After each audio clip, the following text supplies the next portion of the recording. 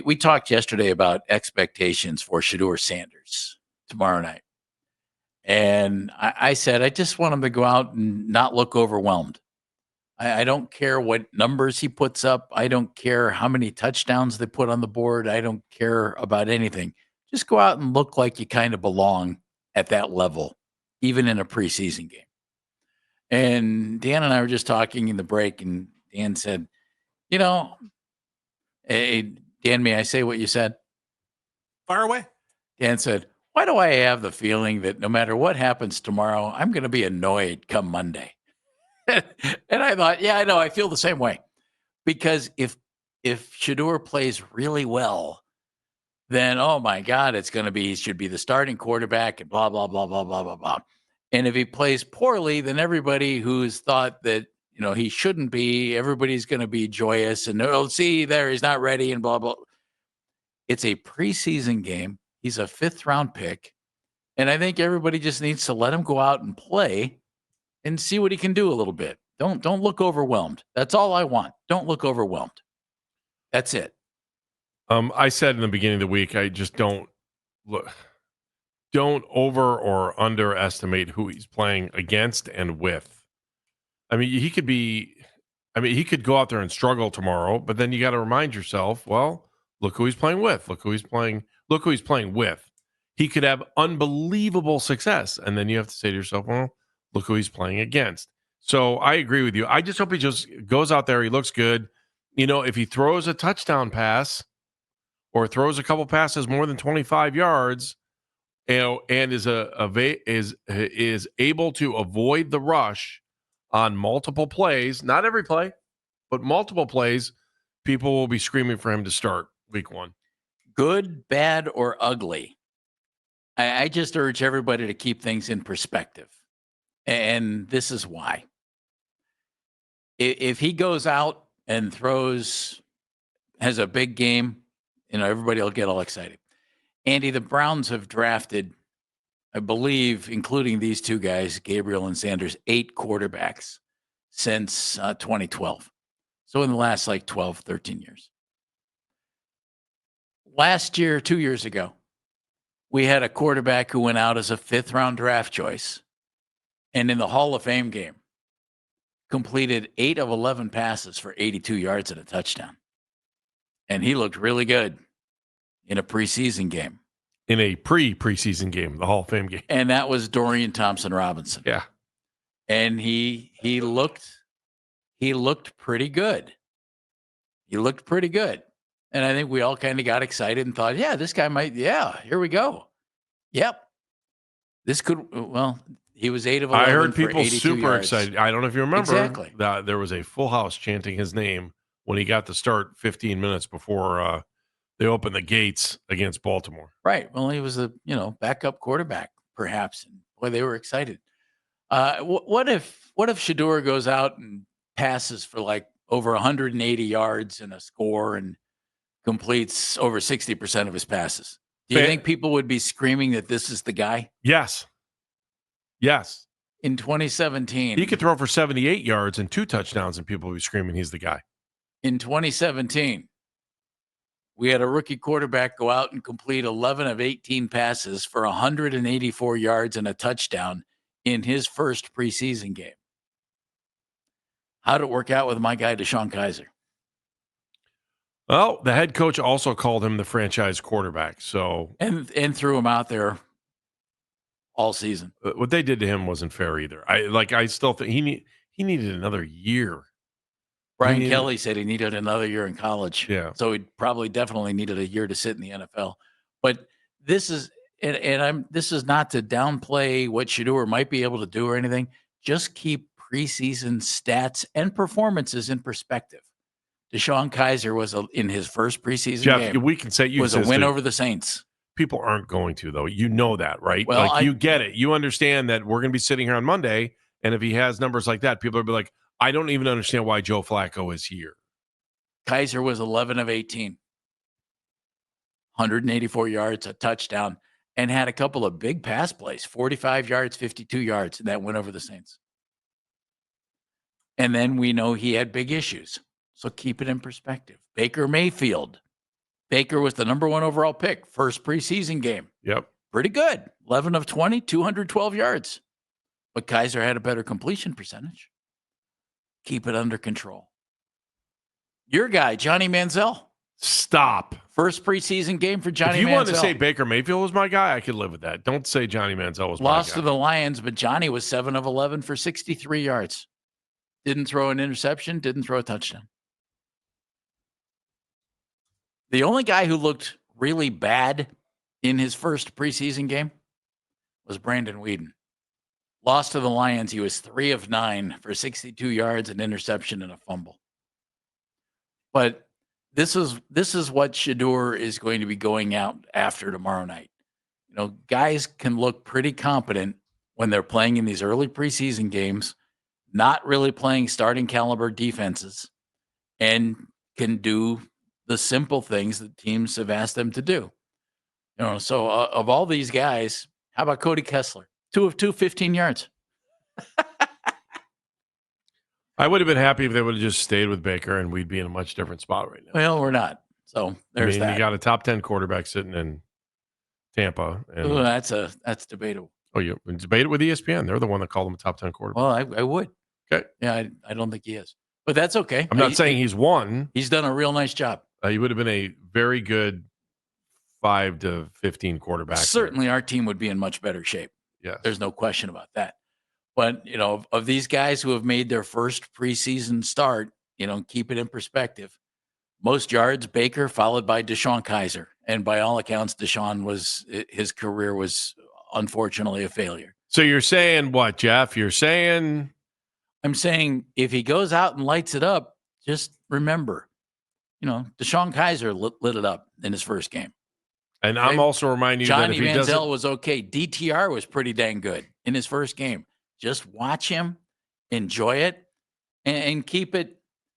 And if he's really bad, keep it in perspective. If he's really good, keep it in perspective. This is not the time for big proclamations. This is a time to watch the kid play. Keep your fingers crossed. I'm rooting like crazy for him. I want him to do well. But even if he does well, it's like, okay, there's something you can work with moving forward. I just think it would be really wrong for Browns fans to put him at the top of the mountain, Andy, if he's really good.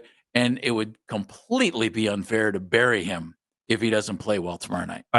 I'm more towards the latter on that because we know the talent that's going to be on the field with him. I wonder, will it be better than what he had at Colorado? I don't know. Well, he doesn't have Travis Hunter, so he'll be out there with a lot of starters, I would think. As many as they're going to put out there. If he's starting the game, I would assume you're going to see Jerome Ford. I would assume you see Dylan Sampson.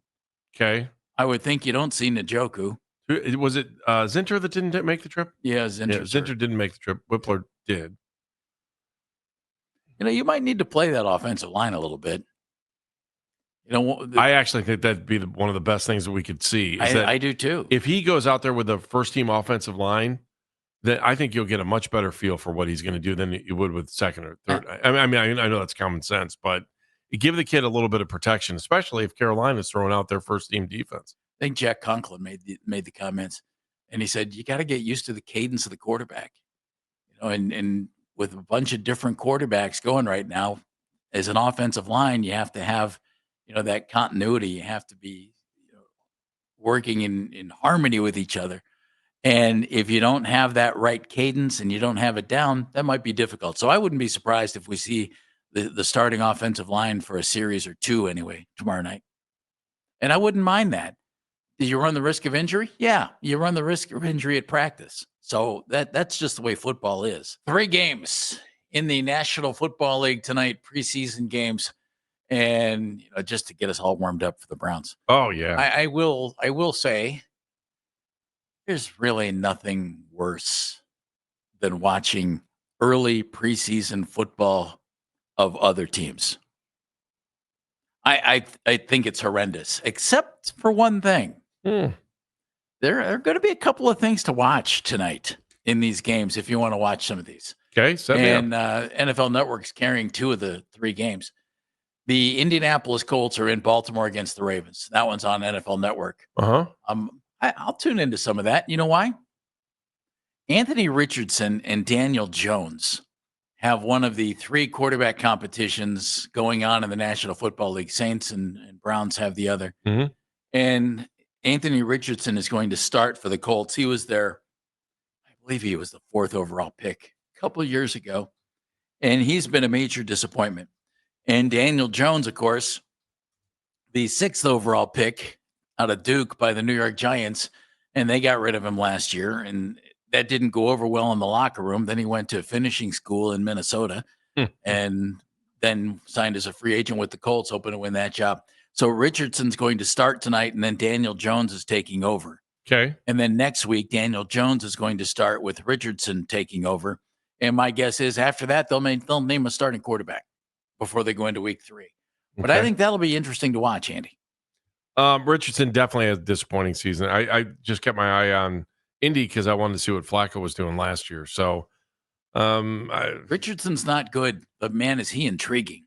He's interesting.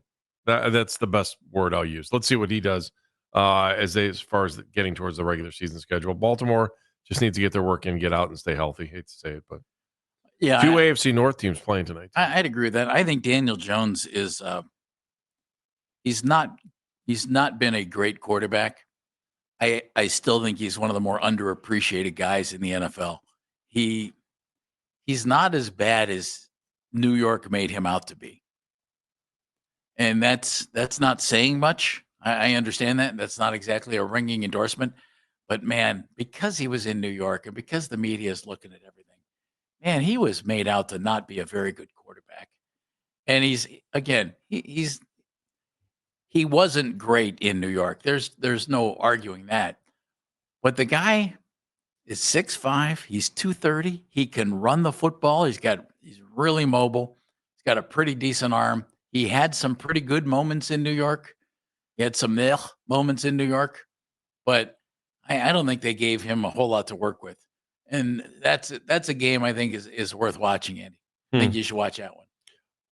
The game I think we talked about uniforms before, but didn't we bring that up at the beginning of the show? Cincinnati's wearing those all whites. Have you seen that? Yeah, I've seen them. The all white helmet. Yeah, they wore them last I year. don't know. They're playing in Philadelphia against the Eagles. Why would you want to watch that game? Look. Number one, it's the Bengals. So like you'd watch the Ravens, try and pick up with a few things about the Ravens. And with the Bengals, Joe Burrow is expected to play a decent amount of time.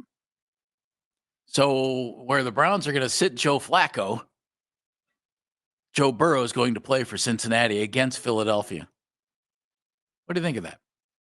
I like it. I don't know how long. I'd only leave him out there for a series, maybe 2. He's supposed to play maybe 3. That would be. I think the bigger thing that for us to watch is Al Golden and the defense of Cincinnati. If they play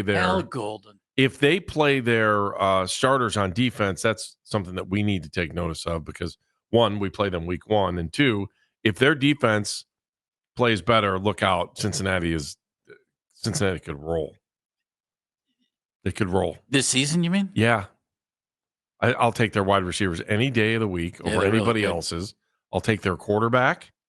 A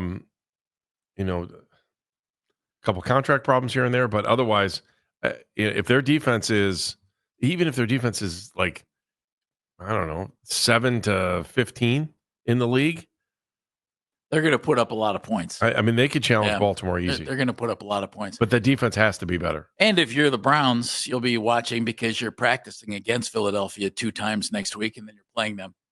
And even though it's just, a preseason game, it's still something to look at. And that's the team that won it all last year. So what the hey? You go take a look at them. And then you have the Las Vegas Raiders going to Seattle to play the Seahawks. That's a nothing game, right? Yeah, for me it is. Except for one thing. Oh, here we go. Jeff things. Phelps presents Except for One Thing. Geno Smith returns to Seattle to play his old team, with Pete Carroll going back to Seattle to coach against his old team. So you got Geno Smith and Pete Carroll going back to Seattle. Yay. No, that's kind of cool. Yeah, it's a preseason game. If it was a regular season game, I'd be more amped for it. I would agree, but it's still kind of cool. Yay. And it'll be on the NFL Network at 10 o'clock. You can watch, Andy. Oh, okay. Well, then I'm all in. I think you should be. I am all in. Especially I think you should be. Without, the Guardians playing tonight. And then tomorrow night, the Browns and the Carolina Panthers are one of 3 games. So 3 tonight, 3 tomorrow. And then on Saturday, where things really get rolling, and then 2 games on Sunday, both on the NFL Network. So if you want to see football on Sunday, you can do that. It's going to be a quick preseason, right? So you've got, what do they play? 3 games on Saturday on the NFL Network. But I'm saying the And they're Browns have a Friday, a Saturday, and a Saturday. Is that right? Well, the next 2 preseason games. Yeah, and they're both 1 o'clock. Yeah, so and they're day games too. I kind of like that, especially high school football. I think starts that last week too. So if there's Saturday night games that first week of the season, boom, you're good. You watch the Browns during the day, off to your high school game. Tomorrow night, Detroit at Atlanta, and Detroit. I think Detroit's one of the fun teams in the league to watch. I like the Lions. I love their offense. Wonder what they're going to be without their offensive coordinator. That'll be interesting. Yeah, I wonder. Yeah. I wonder if that changes the dynamic on their offense at all. And then in Atlanta, you have Kirk Cousins sitting there wondering why he's there, and Michael Penix. Hang on, that paycheck still clears, doesn't it? Sure now does. I know why I'm here. It sure does. Michael Penix is the quarterback there, and I wonder, does Cousins finish the season in Atlanta? What do you guys think? Who's their 3rd string quarterback? Do you know off the top of your head? I'll look it up. No, I don't know off the top of my head. That tells you all you need to know about their 3rd string quarterback. Well, I mean, if you had a 3rd string quarterback, Stick, who used to be with the Chargers. Yeah, he'll be there all season. Easton Stick. That's a great name. To know. I mean, a baseball bat is a stick unless made by Easton. Unless things go sideways, right? And they don't really care about the rest of the season, then yes, Cousins is there for the whole year. If someone with Kubiak Shanahan ties runs into a quarterback injury, the first phone call is going to be for Kirk Cousins. I think you could pretty much pencil that. I would agree with that. That will be the first phone call. I would love to see what the price tag would be on that. Supposedly, I think you've been rumbled about that a 4th rounder might get it done. You serious? Or a 3rd rounder might Why? get it done. Why? I mean, look, they need a quarterback, and you have a quarterback, and everybody needs 2 quarterbacks now. I just can't look at an NFL team that doesn't have 2 guys that can give you the opportunity to win as wanting to win. I think I have that correct. Yeah, because our buddy Robert Mays has been doing his camp tour. He sat down with the Falcons beat 4th rounder? Sat down with the Falcons beat reporter from the Athletic. But you got to pay that contract. Kirk Cousins isn't going to get anybody a number 1 pick. That wouldn't happen. I just think he'd be overvalued. I think he'd be better than a 4th round pick. If Penix goes down, they're toast anyway. Right. I mean, that's... Well, not necessarily. Cousins might play better than Penix. Well, no, I'm saying if Penix goes down and you've traded Cousins, now Easton Stick is your quarterback, and now you're battling for the number 1 pick in the draft. Until further notice. I mean, and especially you look at the defense. But why put yourself in a position where you need another quarterback when you have them on the roster already? Because somebody might give you a 3rd round pick, and you think that's enough, and then you don't have to pay the contract. Man, I look at my roster in the NFL, and if I don't have 2 guys that can start any given week, I'm in trouble. You're in trouble. You have to have 2 guys that can start. The other game tomorrow night, Washington at New England, where there was a Mike Vrabel. Mike Vrabel apparently put his face in the way of somebody's hand, and I love it. Got bloodied yesterday in a camp fight between those 2 teams. Love it. Anybody else think that there might be too much hype around Jaden Daniels? I thought he earned it last year. He was really good. Great. I just wonder, are they expecting this guy to be too much in year number 2? And I think he's good. I really like him. But man, they got him considered like, one of the top 5 quarterbacks in the league. And that's an awful lot on a young guy. He's really good. I really like him. But man, they're treating him like he's on his way to Canton already. It's the big question. I mean, we all know the big 4 quarterbacks, right? Lamar, Burrow, Mahomes, Allen, Josh Allen. Mm-hmm. And the question that's floating around all of football is who's 6? Or I should say, who's 5? Who's that 5th guy that's sitting there? Is it Justin Herbert? Could it maybe be Jaden Daniels? Is there somebody that we're looking at? Maybe CJ Stroud bounces back. There's somebody out there that could take that mantle. And so a lot of people are pointing to Daniels. If they don't get Scary Terry back in camp, though, good luck. I mean, they got to get Scary Terry back there in a hurry and figure that whole thing out. Though they did make the move to bring in Laramie Tunsil and shore up the offensive line a little bit for him, which will help. I just think it's going to be. And Debo. I'm anxious. I don't think I've ever been so anxious to see preseason football tomorrow night with our team in particular.